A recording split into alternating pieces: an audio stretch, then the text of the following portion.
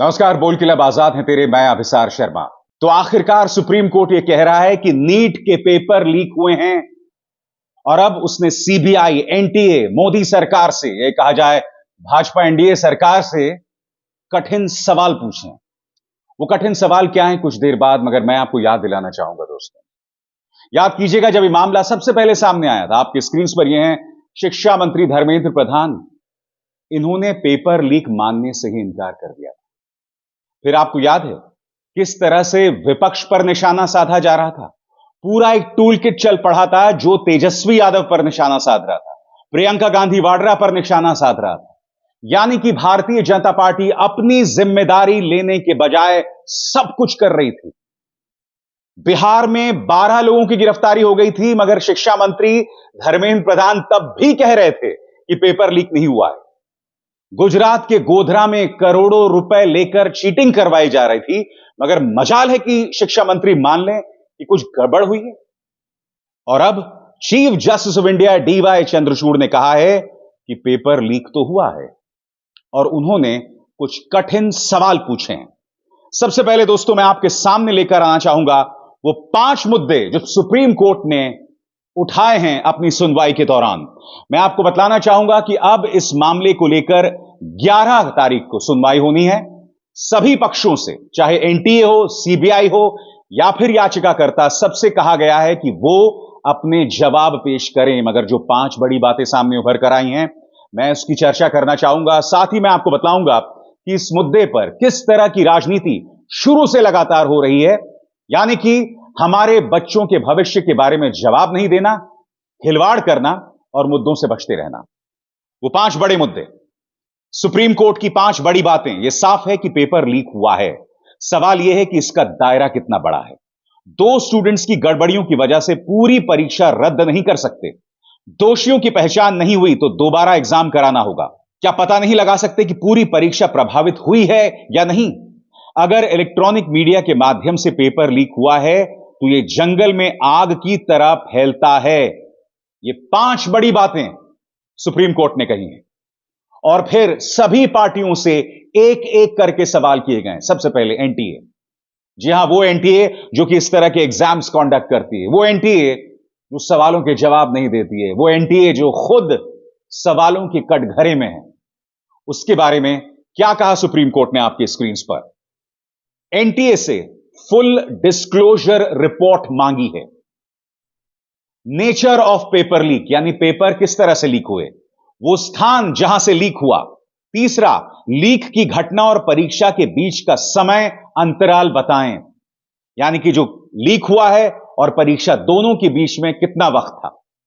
एक डिस्क्लोजर देना चाहिए कि लाभार्थियों की और सेंटर्स या शहरों की पहचान के लिए अब तक क्या कदम उठाए गए, उसका प्रोसेस क्या अपनाया गया। इसके अलावा अब तक क्या कार्रवाई की गई, अब तक लाभार्थी के रूप में पहचाने गए छात्रों की संख्या कितनी है। एनटीए से सुप्रीम कोर्ट ने सीधे, स्पष्ट और कठिन सवाल पूछे हैं। इसके अलावा दोस्तों सीबीआई से भी कठिन सवाल पूछे गए। सीबीआई से कहा जांच रिपोर्ट सौंपे। सुप्रीम कोर्ट ने सीबीआई को निर्देश दिया है कि agency NEET UG paper leak मामले में अब तक हुई जांच की एक रिपोर्ट कोर्ट के सामने पेश करे। इसके अलावा इस मामले में करीब 2 दर्जन, यह कहा जाए 3 दर्जन याचिकाकर्ता हैं दोस्तों, उसके बारे में भी सुप्रीम कोर्ट ने तल्ख टिप्पणी की है। सुप्रीम कोर्ट ने क्या कहा है आपके स्क्रीन पर। याचिकाकर्ताओं से कहा कंसोलिडेटेड सेट दें, यानी कि जमा करके आप अपनी याचिका दें। सुप्रीम कोर्ट ने कहा कि हम आपको 1 दिन का समय देंगे। हम चाहते हैं कि सभी याचिकाकर्ताओं के वकील जो रीटेस्ट की मांग कर रहे हैं, बुधवार को हमें एक कंसोलिडेटेड सेट दें जो 10 पेज से अधिक ना हो। दोस्तों जैसे कि मैंने बताया 3 दर्जन याचिकाकर्ता हैं इसमें, 38 याचिकाकर्ता इस पूरे मामले में, जिसमें एनटीए की भी कम से कम 2 से 3 याचिकाएं यहां पर दर्ज हैं। याद कीजिएगा दोस्तों जब यह मामला सामने आया था, अहंकार से भरे हुए शिक्षा मंत्री धर्मेंद्र प्रधान, उन्होंने इसका दोष जो है कांग्रेस पर मढ़ दिया था। यह कहा था कि कांग्रेस इस मुद्दे पर सुनवाई कर रही है। आपको उनका शुरुआती बयान याद है या भूल गए? मैं आपको याद दिलाना चाहता हूं।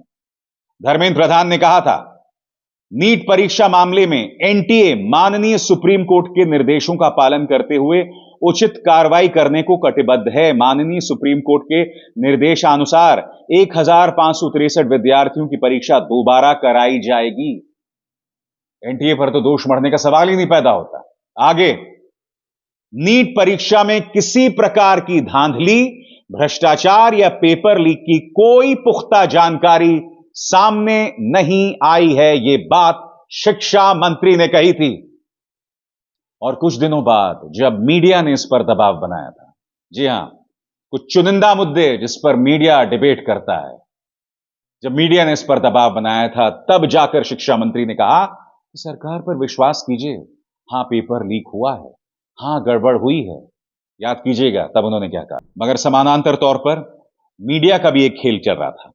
भारतीय जनता पार्टी के नेता और बिहार के डिप्टी चीफ मिनिस्टर एक प्रेस कॉन्फ्रेंस करते हैं और सीधा दोष किसी और पर नहीं, तेजस्वी यादव पर मढ़ देते हैं। मास्टरमाइंड के लिंक तेजस्वी यादव से बता देते हैं। यह बात अलग है कि वो दिन है और आज का दिन तेजस्वी यादव से पूछताछ तक नहीं हुई है। ये लोग सिर्फ और सिर्फ राजनीति करना जानते हैं। सीधा सवाल है दोस्तों, अगर तेजस्वी यादव के लिंक्स हैं तो अब तक पूछताछ क्यों नहीं की गई? भाई पूछताछ होनी चाहिए ना, बताइए क्यों अब तक इस मुद्दे पर पूछताछ नहीं हुई है?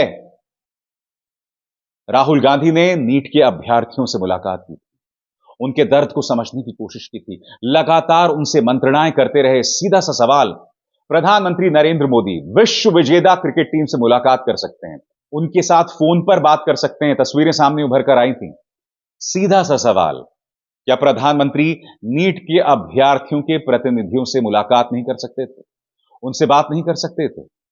अलबत्ता उनका मीडिया भाजपा के टूल किट पर चल रहा था, वही बकवास कह रहा था जो आप देखने वाले हैं। ये देखिए इंडिया टीवी, पेपर लीक के सिकंदर से तेजस्वी का कनेक्शन क्या है, गेस्ट हाउस वाले मंत्री जी पर नया खुलासा क्या। सीधे तेजस्वी यादव को घेर लिया। फिर ये देखिए, नीट पेपर मामले से तेजस्वी यादव का क्या कनेक्शन है, आज तक ने शो किया था। प्रधानमंत्री नरेंद्र मोदी ने आखिरकार इस मुद्दे पर तब अपनी जुबान खोली थी जब राहुल गांधी लगातार इस पर दबाव बना रहे थे। राहुल गांधी नीट के अभ्यर्थियों से मुलाकात कर रहे थे, लगातार मुलाकात कर रहे थे, मगर मजाल है कि प्रधानमंत्री कुछ कहें।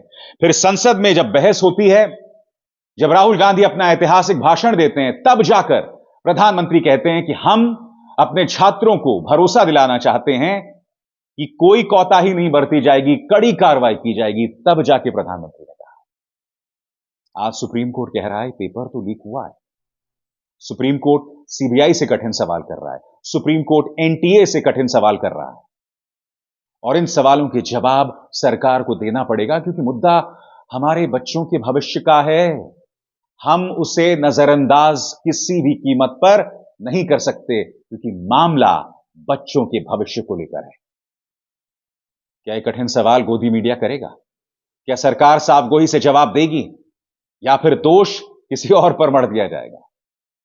हम तो इंतजार करेंगे और इसी मंच पर सवाल लगातार करते रहेंगे। अभिसार शर्मा को दीजिए इजाजत। नमस्कार।